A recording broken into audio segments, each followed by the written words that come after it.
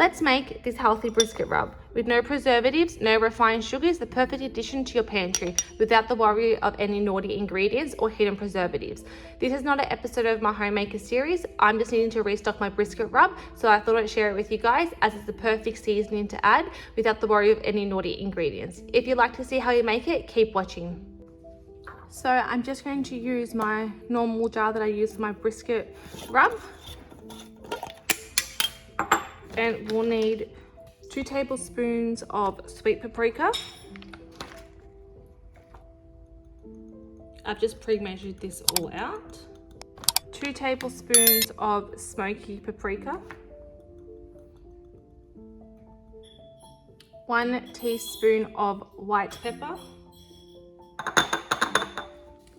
1 tablespoon of Celtic salt. 1 tablespoon of onion powder.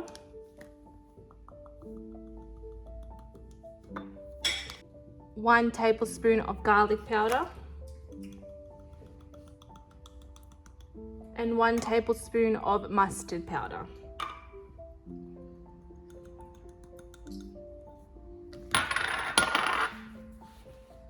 Now all you do is pop the lid on. Give it a shake to mix all those ingredients. If you want to make a hot version, you can add in 1/4 teaspoon of cayenne pepper, or if you want to add make it a sweeter version, you can add in 1 to 2 tablespoons of raw sugar or sugar of choice. I obviously like to use unrefined sugars in my household, so I don't think honey would go well in this. But if I was to make it sweeter, I can just add the honey onto the brisket when I do it. But there we go.